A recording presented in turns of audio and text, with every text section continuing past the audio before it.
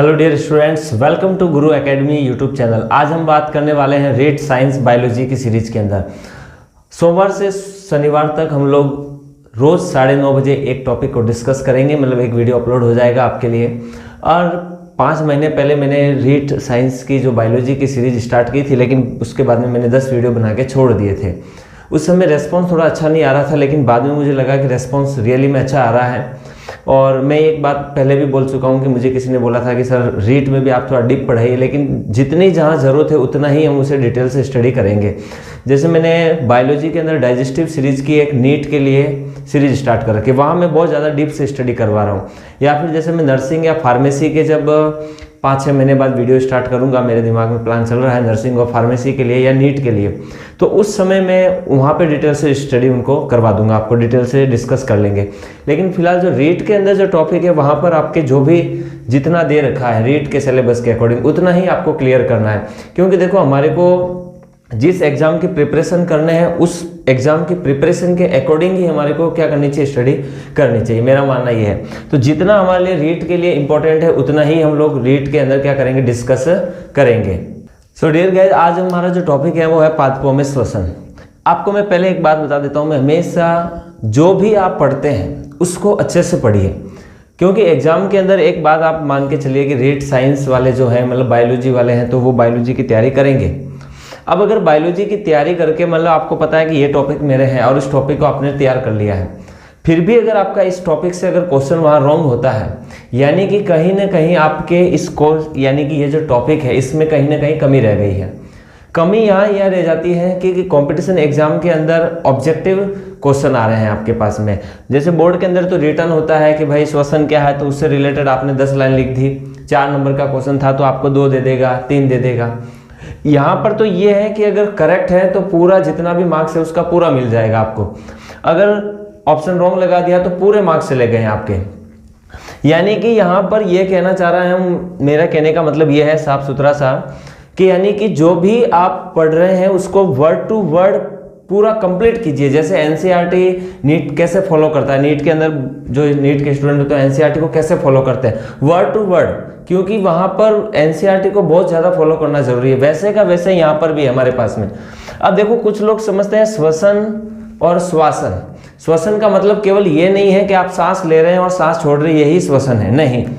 वो होता है श्वासन, जिसको हम बोलते हैं ना कि भाई ऑक्सीजन ले रहे हैं और कार्बन डाइऑक्साइड छोड़ रहे हैं, वो श्वासन है, न कि श्वसन है।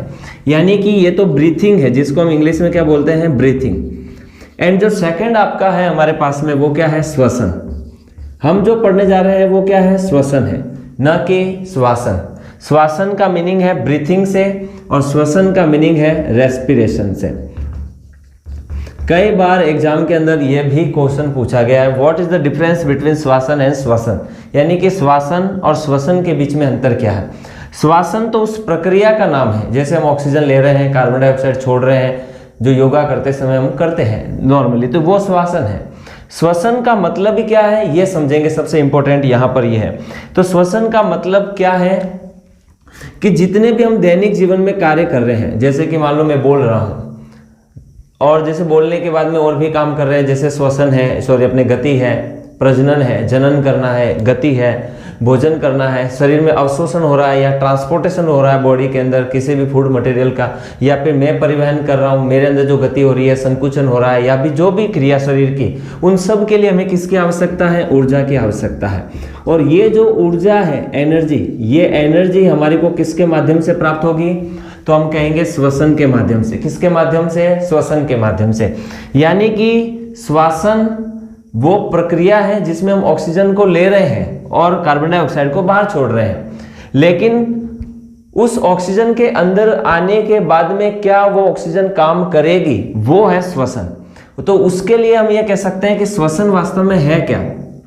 तो मैंने बोला कि श्वसन से हमें क्या प्राप्त हो रही है, ऊर्जा प्राप्त हो रही है, क्योंकि दैनिक जीवन की जितनी भी क्रिया है वो सब किसके माध्यम से होती है, ऊर्जा के माध्यम से। और ऊर्जा के माध्यम से होने के लिए हमें इसकी क्या आवश्यकता है, श्वसन की आवश्यकता है। तो श्वसन से वास्तव में होगा क्या, तो देखेंगे हम श्वसन में ये बोलेंगे कि जितने भी हमारे शरीर में कार्बनिक अणु हैं, तो हमने यह लिख दिया कि कार्बनिक अणुओं का क्या होता है, ऑक्सीकरण होता है। क्या होता है, ऑक्सीकरण।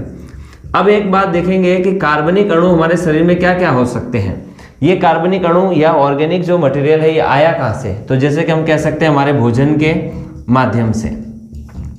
अब भोजन के अंदर हम क्या क्या ले रहे हैं, जैसे कार्बोहाइड्रेट, प्रोटीन, फैट, वसा, इसके अलावा मिनरल्स, खनिज लवण, वाटर, फूड फाइबर्स, ये जो हम ले रहे हैं यहाँ पर, इसके अलावा विटामिन, ये सारे क्या है, कार्बनिक अणु। और इन कार्बनिक अणुओं का क्या होता है, डाइजेस्टिव सिस्टम, पाचन तंत्र के द्वारा पाचन होता है और हमारे शरीर में अवशोषण होता है। लेकिन एक बात मैं आपको कहूँ कि आपको केवल खाना दे दिया, केवल खाना का अवशोषण होने से ही आपको ऊर्जा प्राप्त नहीं होगी। अगर आपके शरीर में पाचन तंत्र ने उसका अवशोषण कर लिया है तो फिर भी ऊर्जा प्राप्त नहीं होगी। क्यों? जब तक उस कार्बनिक अणु का क्या नहीं हो जाता है, ऑक्सीकरण नहीं हो जाता है। तो यानी कि कार्बनिक अणुओं के ऑक्सीकरण के द्वारा ही क्या होगा, हमारे को ऊर्जा प्राप्त होगी। और हम ये कह सकते हैं कि वास्तव में श्वसन वह प्रक्रिया है जिसके अंदर क्या होता है, कार्बनिक अणुओं का क्या होता है, ऑक्सीकरण होता है। एक और यहाँ पे लिख सकते हैं कि एंजाइमों का, तो यहाँ ये भी लिखा जाता है कि एंजाइमों के द्वारा कार्बन और कार्बन के बीच बंध टूटते हैं। ये थोड़ा हाई लेवल है बट यहाँ पे समझ सकते हैं कैसे, कि देखो श्वसन का मतलब मैंने क्या बताया, कार्बनिक अणुओं का ऑक्सीकरण, या फिर ये लिख सकते हैं भोजन का ऑक्सीकरण। यही क्या है, श्वसन, जिससे हमारे को क्या प्राप्त होगी, ऊर्जा प्राप्त होगी। अब देखो कार्बनिक अणु में मैं ले लेता हूं जैसे कि कार्बोहाइड्रेट। अब यहाँ पे हम पादपों की बात कर रहे हैं, किसकी बात कर रहे हैं, पादपों की। तो जब मैंने पादपों में प्रकाश संश्लेषण आपको बताया था, तब बताया था कि पादपों में प्रकाश संश्लेषण देखो, कार्बन डाइऑक्साइड और वाटर रिएक्ट होकर के क्या बनाते हैं, C6H12O6। तो ये पादपों में क्या हो गया, भोजन हो गया, ग्लूकोज। तो अब एक बात तो पता चल गई कि पादपों में जो भोजन है वो क्या है, ग्लूकोज है। और इस ग्लूकोज यानी कि भोजन ग्लूकोज हो गया पादपों में। अब इस ग्लूकोज का क्या होगा, ऑक्सीकरण, और इसी ग्लूकोज के ऑक्सीकरण से ही पादपों में क्या होगा, श्वसन, यानी कि ये किसकी प्रेजेंस में होगा, श्वसन। तो यहाँ पे बोलेंगे ऑक्सीजन की प्रेजेंस में। तो यहाँ पे बोलेंगे कि श्वसन का मतलब ये है कि भोजन का जो ऑक्सीकरण है वही क्या है, श्वसन है। अब जो पादपों में भोजन बना वो क्या है, ग्लूकोज है। अब इसका मान लो कि ऑक्सीकरण हो रहा है, तो ऑक्सीकरण के लिए मैं रिएक्शन लिख देता हूँ कि C6H12+O6 प्लस। अब इसका ऑक्सीकरण हो रहा है, मतलब इसकी ऑक्सीजन के साथ में क्या हो रही है, रिएक्शन।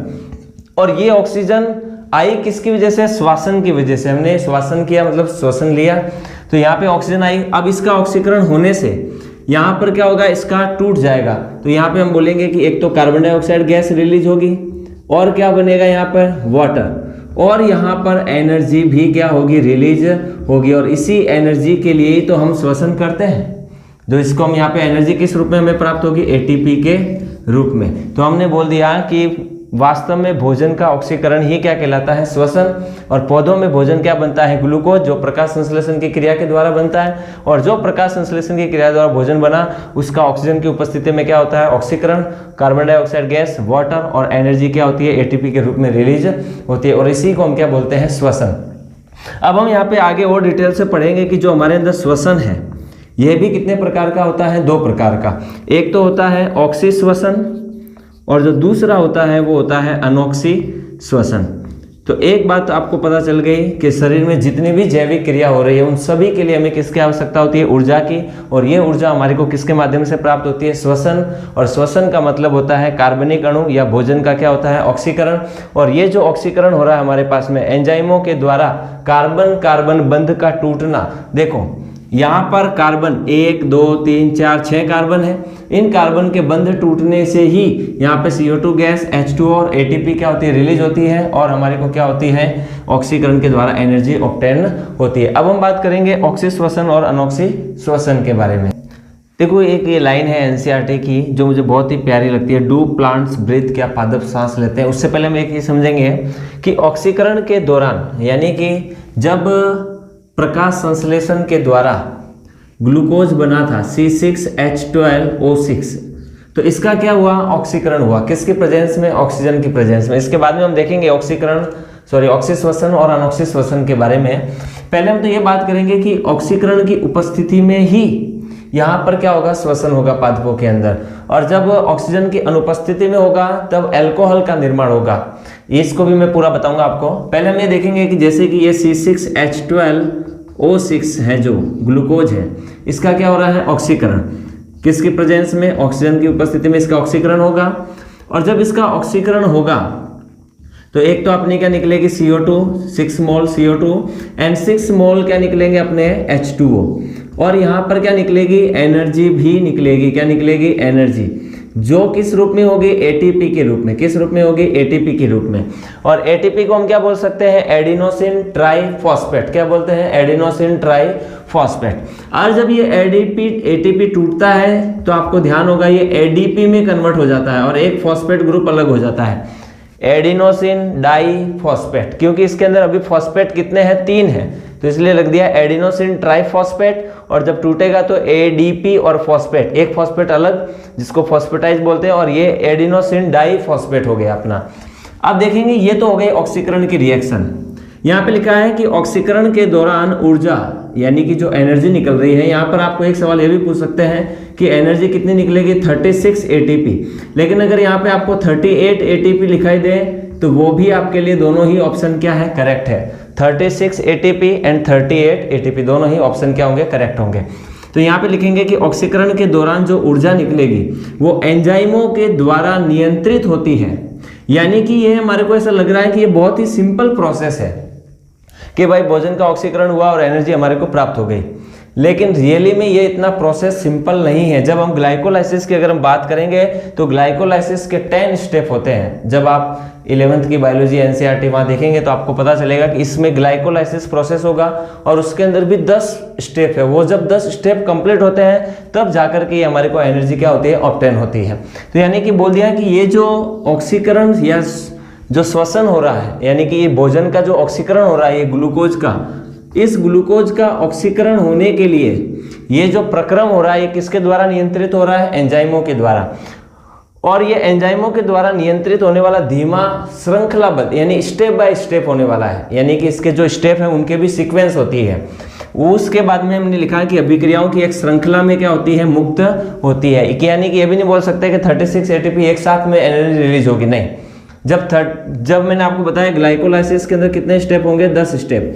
तो 10 स्टेप के अंदर अलग अलग एंजाइम होंगे और अलग अलग एंजाइम अलग अलग लेवल की क्या करेंगे? एनर्जी रिलीज करेंगे। मान लो कहीं पे 4 ATP, फिर कहीं पे 6 ATP, ऐसे कहीं पे 2 ATP। वो सारी एनर्जी जब मिलेगी तब जाके हम बताएंगे कि टोटल कितनी एनर्जी रिलीज हो रही है। 36 या 38 ATP क्या होती है? रिलीज होती है। तो बोल दिया कि एंजाइम के द्वारा नियंत्रित होती है और धीमी श्रृंखलाबद्ध अभिक्रियाओं की श्रृंखला में मुक्त होती है। यानी कि धीरे धीरे श्रृंखलाओं में जब अलग अलग स्टेप आएगी तो थोड़ी थोड़ी एनर्जी क्या होगी? रिलीज होगी। और हम पूरी रिलीज को, अगर एनर्जी की रिलीज की अगर क्वांटिटी को देखें सारी, तो टोटल कितनी होगी? 36 ATP होगी। आगे हम बात करें, इसे ATP के रूप में क्या करते हैं? रासायनिक ऊर्जा में बदलकर भंडारित कर लिया जाता है। भंडारित का मतलब स्टोरेज कर लिया जाता है। यानी कि ये जो ATP के रूप में हमारे को ऊर्जा प्राप्त हो रही है, इसे रासायनिक ऊर्जा में बदलकर मतलब केमिकल एनर्जी में कन्वर्ट करके हम इसे क्या कर लेंगे? स्टोर कर लेंगे। आपको ध्यान है प्लांट के अंदर जो एक्सेसिव फूड होता है, मतलब जो बचा हुआ भोजन होता है, वो किस रूप में? स्टार्च के रूप में उसे क्या कर लिया जाता है? स्टोर कर लिया जाता है। यानी कि ये बोला जाता है कि पादपों में अतिरिक्त भोजन किस रूप में संग्रहित होता है? तो स्टार्च हम लिख सकते हैं। अब यहाँ पे एक देखो NCERT में लाइन लिखी है, डू प्लांट्स ब्रीथ? क्या पादप सांस लेते हैं? तो वहाँ पे लिखा हुआ है कि जैसे जंतु होते हैं, तो जंतुओं में श्वास लेने के लिए अलग अलग, जैसे कि हमारे अंदर फेफड़े होते हैं, मछलियों के अंदर गलफड़े होते हैं, अलग अलग जीवों के अंदर अलग अलग मतलब श्वसन अंग होते हैं। लेकिन पौधों के अंदर आपने ऐसे कोई श्वसन अंग नहीं देखे होंगे। तो क्या पादप फिर श्वास लेते हैं? तो वहाँ पे साफ लिखा हुआ है कि पौधे भी श्वसन के लिए ऑक्सीजन को क्या करते हैं? ग्रहण करते हैं और कार्बन डाइऑक्साइड को क्या करते हैं? मुक्त करते हैं। लेकिन फिर वही की वही बात कि हमारे अंदर गैसों का विनिमय करने के लिए हमारे अंदर तो क्या है? लंग्स है, फेफड़े हैं। तो क्या पौधों के अंदर भी गैसों के विनिमय के लिए कोई ऐसा अंग है? तो वहां पर हम बोल सकते हैं कि पौधों के अंदर भी ऐसी चीज होती है जिसको हम क्या बोलते हैं? रंध्र।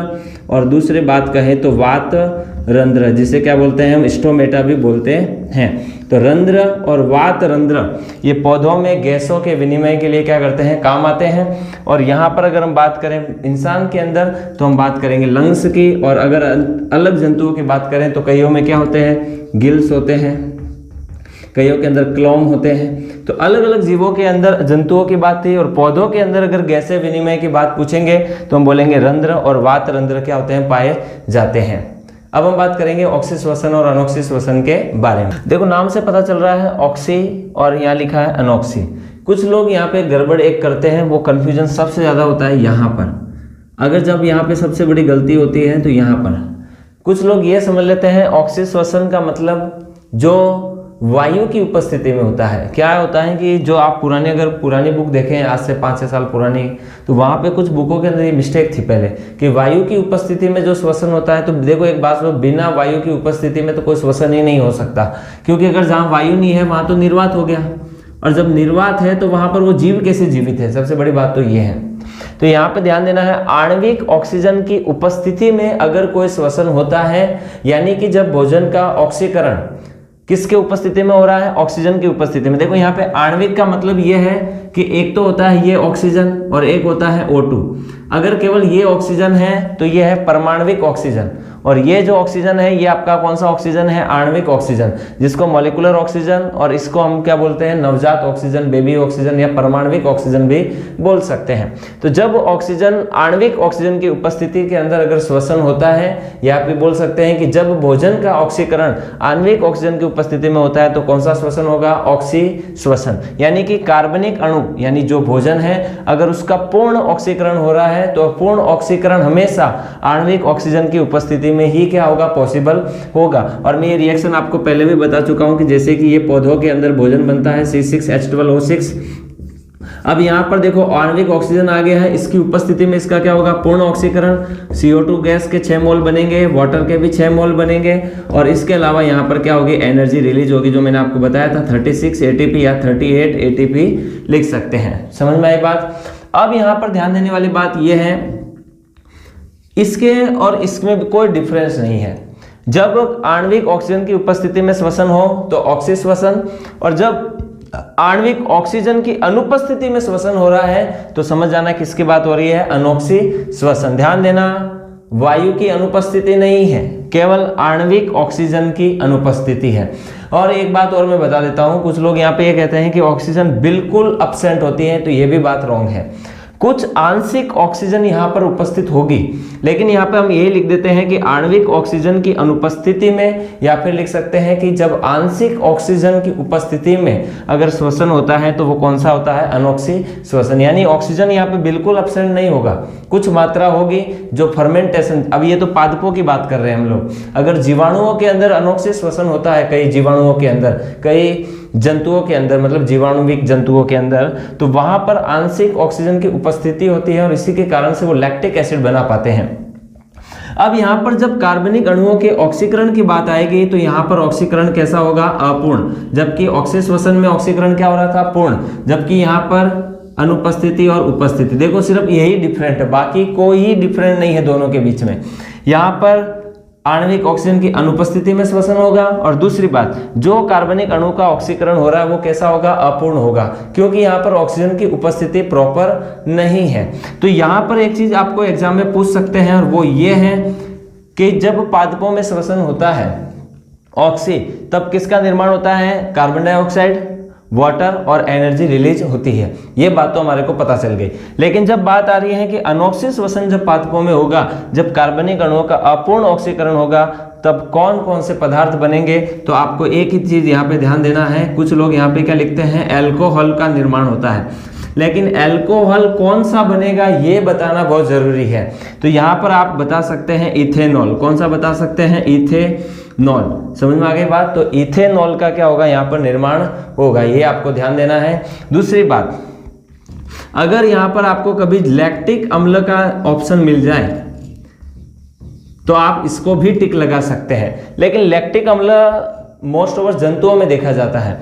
और अगर पादपों की बात हो तो आपको क्या टिक लगाना है, इथेनॉल। और अगर अल्कोहल ही लिखा हुआ है और ये दोनों नहीं है तो आप सीधा सा किस पे ऑप्शन लगा देंगे, अल्कोहल। क्योंकि देखो ये इथेनॉल जो है वो वास्तव में क्या है, अल्कोहल ही है।